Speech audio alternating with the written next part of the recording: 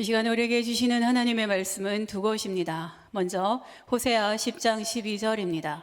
제가 보는 성경으로 구약 1265쪽에 있습니다. 말씀을 봉독할 때에 하나님의 음성을 들으시기 바랍니다. 너희가 자기를 위하여 공의를 심고 인애를 거두라. 너희 묵은 땅을 기경하라. 지금이 곧 여호와를 찾을 때니 마침내 여호와께서 오사 공의를 비처럼 너희에게 내리시리라. 계속해서 사도행전 19장 8절로 10절입니다. 신약 220쪽에 있습니다. 바울이 회당에 들어가 석 달 동안 담대히 하나님 나라에 관하여 강론하며 권면하되 어떤 사람들은 마음이 굳어 순종하지 않고 무리 앞에서 이 도를 비방하거늘 바울이 그들을 떠나 제자들을 따로 세우고 두란노 서원에서 날마다 강론하니라. 2해 동안 이같이 하니 아시아에 사는 자는 유대인이나 헬라인이나 다 주의 말씀을 듣더라. 아멘. 선생님 목사님이 이제 돌아가셨지만은 저에게 그렇게 하셨어요. 목사는 교회에 걱정을 끼쳐서는 안 된다. 근데 제가 지난주에 좀 걱정을 끼쳐드려 죄송합니다. 근데 많이 회복이 되었지만 아직도 이제 온전치는 못한 것 같아요. 우리나라도 여름이면은 계속 더워지고 또 겨울이면은 더 추워지는 이런 현상이 일어나는데 이런 것은 자연적인 이상 기온입니다. 여기에 주원인은 인간이다라고 하는 것은 이미 판명이 나고 있습니다. 국제인구행동단체라고 하는 곳에서 세계 여러 나라의 물 사용량을 측정을 해봤어요. 한 사람이 얼마나 사용하는가. 그리고 세 단계로 나누었습니다. 물 기근, 물 부족, 그리고 물 풍요. 이렇게 나눴어요. 우리나라를 조사를 했는데 우리나라는 중간 단계인 물 부족 국가에 들어간다라고 평가를 했습니다. 유엔은 전 세계 인구 11억 명이 깨끗한 식수를 마시지 못해서 오염된 물 때문에 이제 막 죽어가고 있다. 조사를 했는데요. 310만 명이 이미 죽었습니다. 그리고 170만 명이 오염된 물을 마셔서 이미 죽음을 기다리고 있다. 이렇게 판명을 하고 있습니다. 물은 지구상의 가장 중요한 자원 중 하나이죠. 두말할 것도 없습니다. 사람도 그렇고 식물도 그렇고 동물도 그렇고 이 물이 필수 요소 중에 하나입니다. 오늘 구약 본문을 통해 하나님은 우리에게 이렇게 말씀하고 있습니다. 호세아 10장 너희 묵은 땅을 기경하라. 여기서 묵은 땅은 놀고 있는 땅, 쓸데없는 땅, 버려둔 땅, 농사를 지을 수 없는 땅, 비가 오지 않아서 딱딱하게 굳은 땅, 이렇게 보면은 좋을 것 같아요. 이스라엘 기후로다가 우리가 측정을 해보면 적어도 2년 내지 3년 동안은 비가 오지 않아서 도저히 농사를 지을 수 없는, 그러니까 우리나라는 잡초라도 나지요. 그런데 그 나라는 그렇지 않습니다. 그냥 먼지만 풀풀 나는 사막이 된 땅, 이렇게 놓고 보면은 좋을 것 같습니다. 본문 말씀이 나온 배경이 있습니다. 이스라엘은 호세아 선지자 때에 아주 굉장한 풍요를 누리고 있었습니다만 속으로는 다 썩었습니다. 정치도 경제도 종교도 다 타락을 했었던 때입니다. 하나님은 이스라엘에게 경고를 주시면서 호세아 선지자에게 너는 가서 이렇게 말하라. 너희의 묵은 땅을 기경하라 라고 하는 말씀을 내려주게 됩니다. 그러나 그것은 이미 썩어빠진 이스라엘 백성들이 그 말씀을 들을 리는 없습니다. 하지만 주의 종 호세아는 세 가지의 측면으로 그들을 진단을 이렇게 하고 있습니다. 들어보시죠. 7장 1절 내가 이스라엘을 치료하려 할 때 에브라임의 죄와 사마리아의 악이 드러나도다. 그들은 거짓을 당하며 안으로 들어가 도둑질하고 밖으로는 떼지어 노략질하고 있다. 하나님의 말씀을 가지고 이스라엘 백성들을 다시 살려내려고 말씀을 딱 들이대니까요, 이게 보통 문제가 아닙니다. 겉에 상처가 났어요. 그래서 소독약 발라서 이거 될 줄 알았는데요, 파헤치다 보니까 숨은 죄들이 자꾸만 드러나게 되게 되었습니다. 저희는 괴사를 행하며, 여기서 괴사라고 하는 것은 의도적인 거짓말 그리고 사기, 사람들 간의 의도적인 거짓말은 말할 것도 없고요, 하나님을 향해서 의도적인 거짓말, 사기를 치는 이런 백성들이 되었습니다. 하반절 보면 안으로 들어가며 도적질하고 밖으로 떼지어 나가며 노락질한다. 그러니까 안과 밖, 백성과 지도자 다 그렇게 살아가고 있다. 이것이 정치적인 경제적인 타락을 불러왔습니다.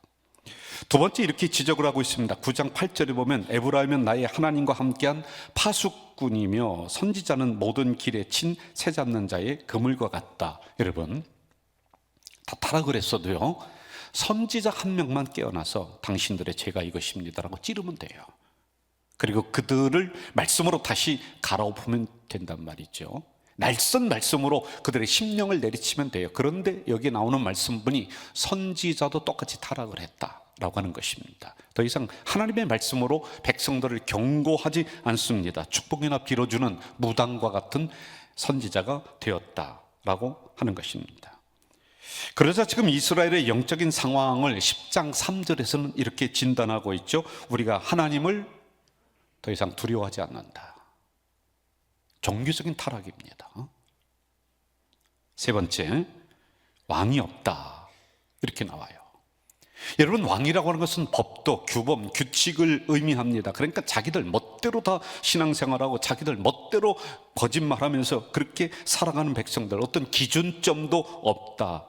그러므로 더 이상 기회도 자비도 용서도 없는 이 하나님은 마지막 이들을 향해서 심판하고 경고하고 그리고 이 나라를 멸망시키기 위해서 그들에게 다가갑니다. 그리고 그 나라를 거름더미에 던지려고 할 그때에 호세아에게, 선지자에게 한 번의 기회를 더 주고 있는 내용이 오늘 본문의 말씀입니다. 공의를 심고 인애를 거두라. 너희 묵은 땅을 기경하라. 지금이 곧 여호와를 찾을 때니 마침내 여호와께서 오사 공의를 비처럼 너희에게 내리시리라. 다시 정신 차리라. 그리고 너희의 묵은 땅을 좀 기경했으면 좋겠다. 묵은 신앙을 기경하고 너희의 썩어빠진 정신을 다시 갈아엎으라.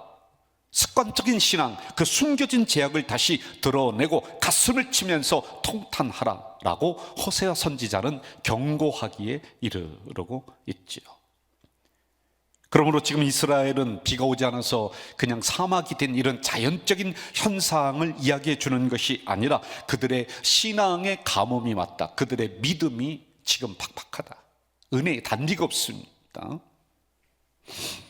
그러므로 기근이 일어나서 딱딱하게 굳은 땅, 묵은 땅이 되었다라고 그들의 신앙을 지적을 하고 있습니다. 사도행전은 여기에 대해서 오늘 우리에게 이렇게 말씀해 주고 있습니다. 바울이 회당에 들어가 석 달 동안 담대히 하나님 나라에 관하여 강론하며 권면하되 어떤 사람들은 마음이 굳어 순종하지 않고 무리 앞에서 이 도를 비방했다, 강론했다. 저와 같이 여러분 이렇게 설교를 통해서 가르쳤다, 권면했다, 예의를 가지고 정중하게 그들에게 말씀을 전달했다. 그런데 그 말씀을 받아들이는 사람이 있었습니다. 그러나 일단의 무리는 묵은 땅이 되어서, 굳은 땅이 되어서 말씀을 튕겨냅니다. 말씀을 받지 않습니다. 더 나아가서 이 말씀 자체를 비방합니다. 그리고 이 말씀을 전달하는 사도 바울을 향해서 비판하고 비방하기를 시작을 합니다. 더 이상 말씀을 전해야 될 필요성을 느끼지 못한 사도 바울은 이 말씀을 그들에게서 거둬들입니다. 더 이상 그들에게 말씀을 전달하지를 않죠.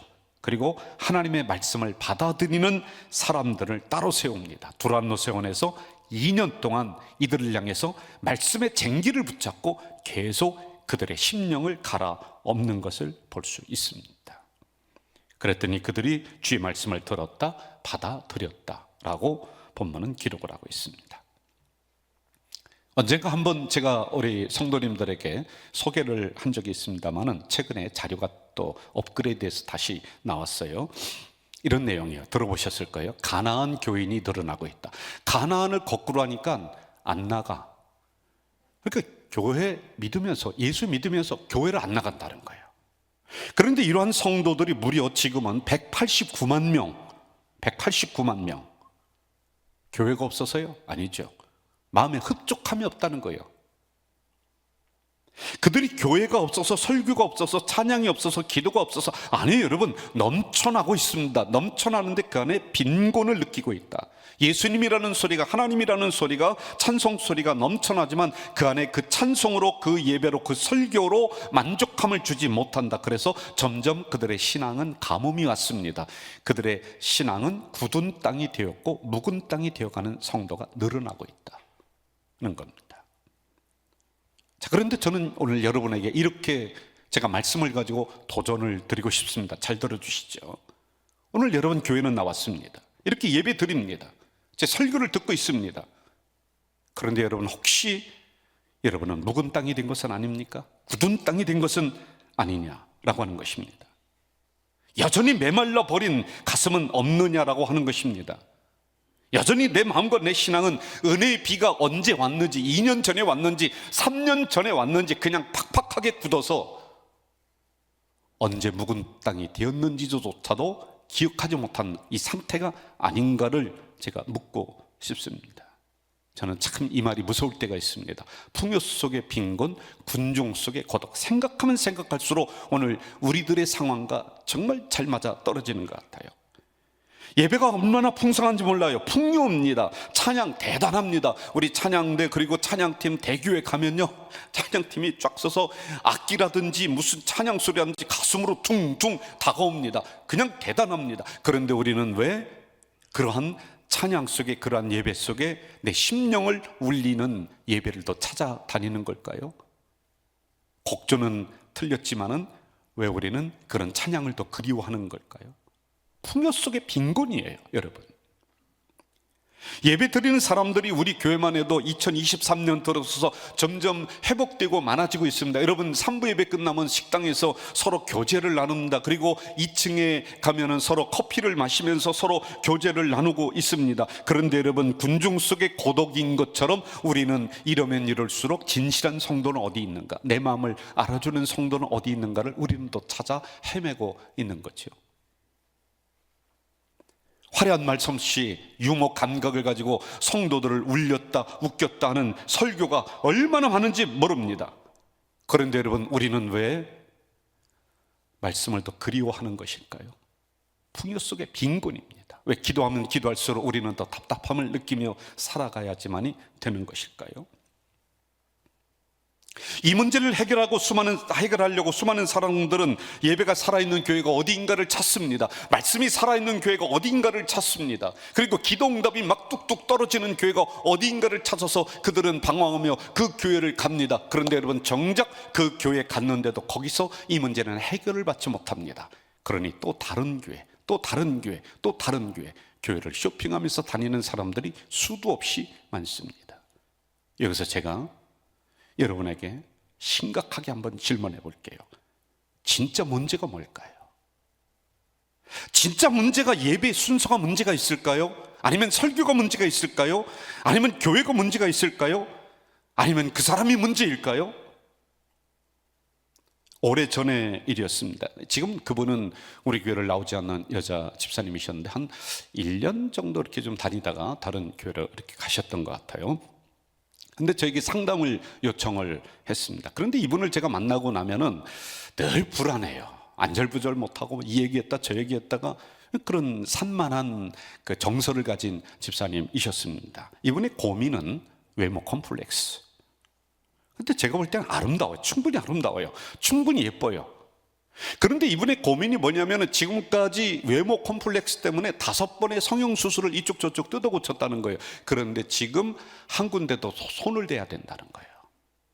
이거 안 되면은 자기는 자신 있게 사람을 만날 수가 없고 사회생활을 할 수가 없다라고 하는 여기에 직면해 있는 거예요. 그러면서 저한테 이제 와서 뭐 이런저런 상담을 하고 있습니다. 제가 몇 번의 상담을 하면서 문제점을 한 2가지 정도를 발견했어요. 첫째는요, 자존감이 너무 낮아요.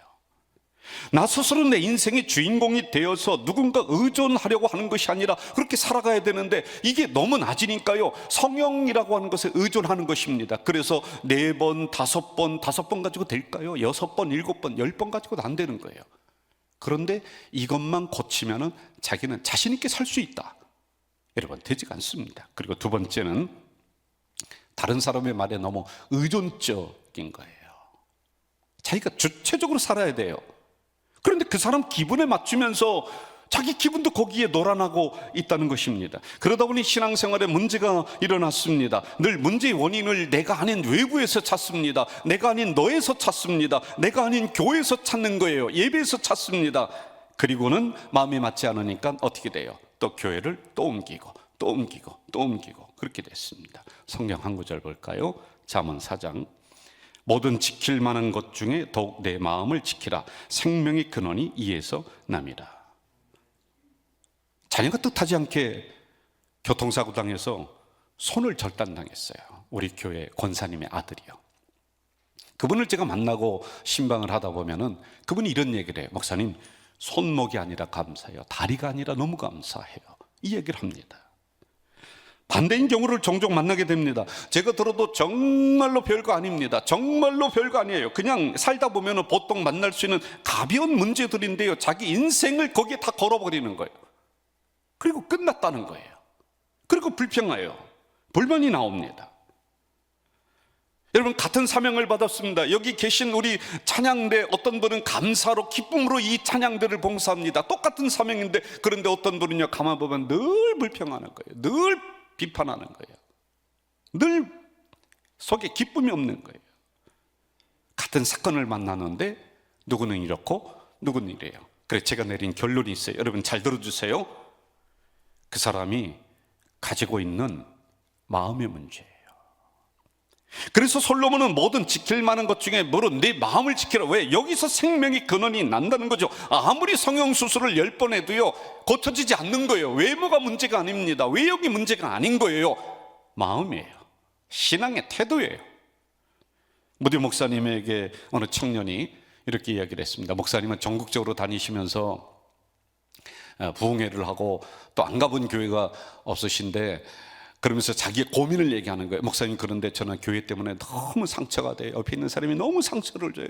너무 힘들어요.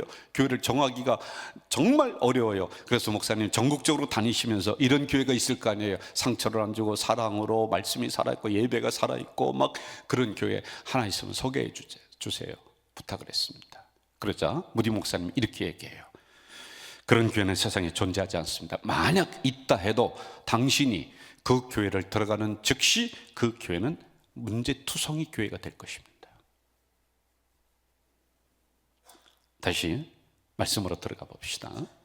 묵은 땅은 말씀을 들어도 내 심령이 움직이지 않는 굳은 마음, 굳은 땅을 의미할 수가 있습니다. 늘 비평하고 불평하는 내 마음일 수가 있죠. 늘 문제의 원인을 외부에서 찾는 내 신앙적인 상태일 수가 있는 거예요. 그런데 여러분, 한 가지 해결 방법이 있는 것 같아요. 뭐냐면 묵은 땅, 굳은 땅을 갈아엎으면 돼요.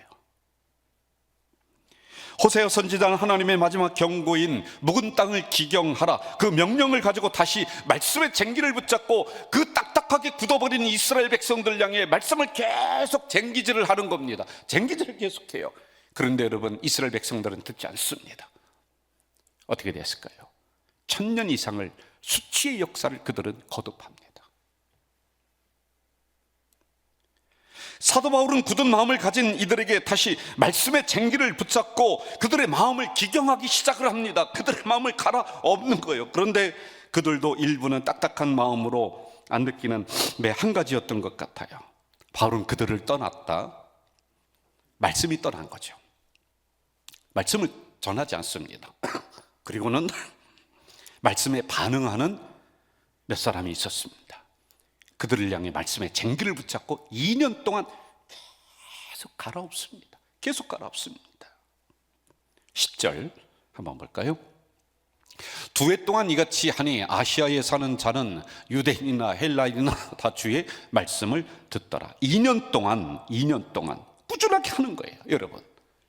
그랬더니 그 사람들 한 명이 1000명을 감당하고 한 명이 10,000명을 감당하고 그렇게 말씀에 반응한 사람들, 자기의 묵은 땅을 기경한 사람들이 사도행전의 역사를 쓰는 주인공이 되는 거예요, 여러분. 저는 여기에서 한 2가지 정도를 제가 발견하게 돼요. 아주 중요한 내용인데 아주 단순합니다. 첫째, 말씀 훈련이었다라는 거예요. 여러분, 결국에는 세상 이론이 우리를 변화시키는 것이 아니에요. 하나님의 말씀입니다. 적어도 여러분 이 시간에 여기 왔다면 한 말씀이라도 내 가슴에 받아서 나가야죠. 그 말씀은 여러분 인생 속에 기적을 일으키는 씨앗이 되는 거예요. 그리고 2번째는요, 집중 훈련이었다는 것이죠. 세상을 변화시킨 사람은 다수가 아니에요. 집중적으로 말씀에 훈련받은 소수의 정예 부대들, 십자가 정신으로, 예수 정신으로 무장한 12명만 있으면요, 가자동을 엎어놓고요, 인천을 엎어놓고 대한민국을 갈아엎을 수가 있는 거예요. 그 사람들이에요. 집중훈련의 가장 중요한 것은 저는 반복이라고 생각을 해요. 재미없지만 반복하는 거예요. 아주 중요한 한 가지 조사 내용이 또 있습니다. 한번 들어보세요. 코로나를 지나면서 별로 흔들리지 않은 교회가 있었다. 그리고 흩어지지 않고 코로나 끝나면서 회복이 아주 빠른 교회가 있었다. 헌금도 인원도 그렇게 많이 줄어들지 않은 교회가 있었다. 여기 나와요. 어떤 교회인가 이렇게 기록되어 있어요. 지루하다고 생각되었던 말씀, 예배, 기도, 공동체성 등의 기본적인 부분들을 강조하고 가르쳤던 교회는 위기를 넘어서서 흔들림없이 전진했다, 회복했다. 요즘 이스라엘과 가자 지구가 서로 충돌이 일어났습니다. 제가 뭐 정치적인 그런 부분을 이야기하지는 않겠어요. 민감한 부분이에요. 그런데 이슬람인들 보세요. 세계 곳곳에 퍼져 있습니다. 그런데 그들이 무서운 이유가 뭐냐면요, 하루에 5번씩 시간이 되면요, 요만한 돗자리 하나 깔고서요, 저 메카를 향해서 엎드리는 거예요. 그런데 여러분, 거기 무슨 재미난 프로그램이 있어요? 아무것도 없어요, 여러분. 그래도요, 그렇게 하는 행동이 수천 년 동안 이슬람을 지킨 거예요. 제가 코로나 오기 전에 성지순례 우리 교회에서 갔다 왔습니다. 휴게소에 들려서 잠깐 이제 쉬려고 하는데, 큰 버스에서 터번 이렇게 쓴 랍비들이죠. 대가족이 내린다, 한 20명 정도 이렇게 내리는 것 같아요. 요만한 꼬마도 있었고 어른도 있었고. 그런데요, 그들이 딱 내리자마자 하는 게 뭐냐면은 요만한 쪽보금 있어요. 이거 그 코란이에요. 코란을 들고요, 쭉 서서 동쪽을 향해서 서는 거예요. 서더니 애나 어른이나 다 같이 무슨 재미난 게 있어요? 아무것도 없어요. 무슨 신선한 프로그램 아무것도 없어요. 그런데 그렇게 지루하리만큼 했었던 그 행동이 수천 년 동안 유대교를 지켜주는 거예요.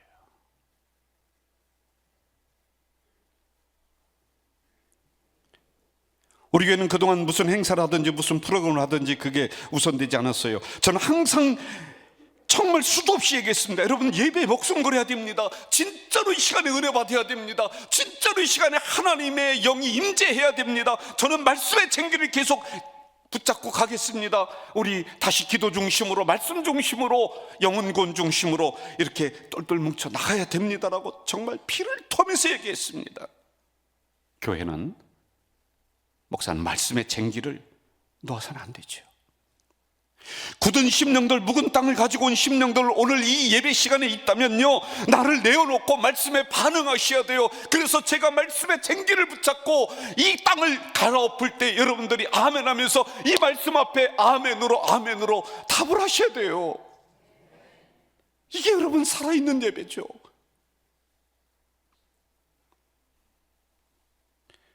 묵은 땅을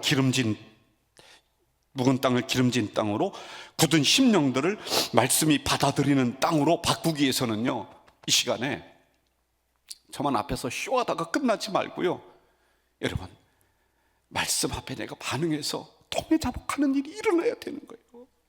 어디서요? 여기서요. 언제요? 지금 이 시간에요. 이 예배 시간에요. 제가 또 마지막 심각하게 한번 또 물어볼게요. 여러분의 심령 상태는 지금 묵은 땅입니까? 굳은 땅입니까? 아니면 부드러운 옥토입니까?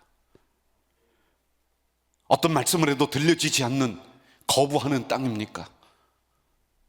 아니면 그 말씀을 받아들이는 옥토입니까? 그렇다면 또 물어볼게요. 성경이 문제입니까? 우리 예배 순서가 문제입니까? 아니면 말씀을 전한 제가 문제인가요? 교회가 문제인가요? 아니면 여전히 예배를 외면하고 여전히 말씀을 외면하는 나의 묵은 땅이 문제냐는 거예요. 그거 아닙니까? 여러분, 피하려고 하지 마세요. 비겁한 겁니다. 도망가려고 하지 마세요. 도망갈 데도 없습니다. 장소가 문제가 아니라, 교회가 문제가 아니라 내 굳은 마음을 다시 한번 붙잡고 통해 자복하는 일이 우리 인생에 일어나야 되잖아요. 내 신앙에 그게 있어야 되잖아요.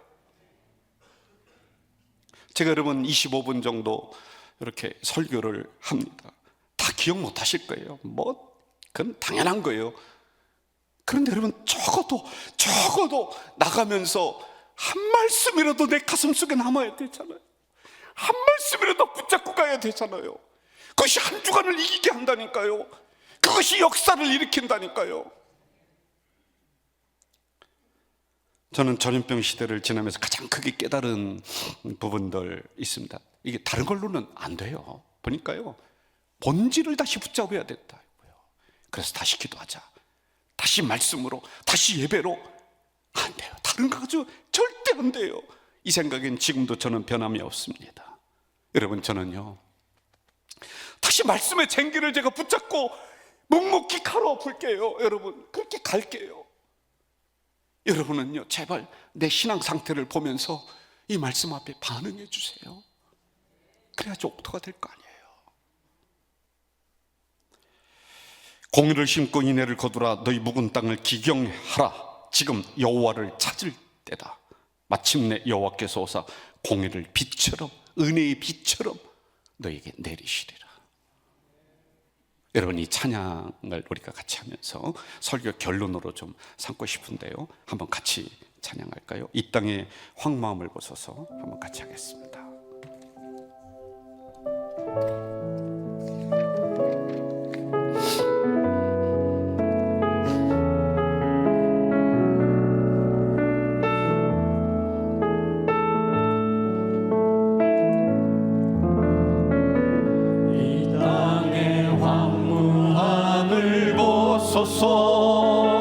하늘의 하나님, 긍휼을 베푸시는 주여, 우리의 죄악 용서하소서. 이 땅 고쳐 주소서. 이제 우리 모두 하나 되어 이 땅에 무너진 기초를 다시 쌓을 때 우리의 우상들을 태우신 성령의 불 임하소서. 여러분, 우리 두 손 들고 불길 타오르게 하소서. 진리의 말씀 이 땅 새롭게 하소서.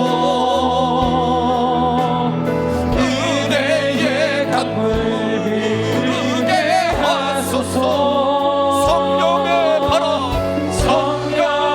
바람 이제 불어와.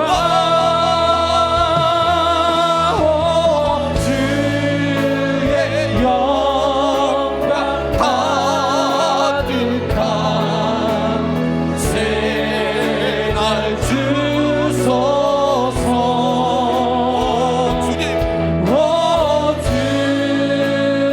나라 이 땅에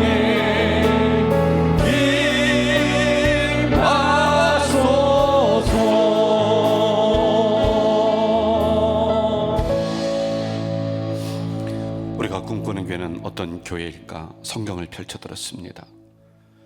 좀 지루한 것 같고 좀 재미없는 것 같아도, 그래, 성경에서 말씀하시는 이런 교회로 우리가 함께 만들어 가자 몸부림치고 있습니다. 하나님, 이 시간에 이 좋은 말씀의 쟁기를 놓지 않겠습니다.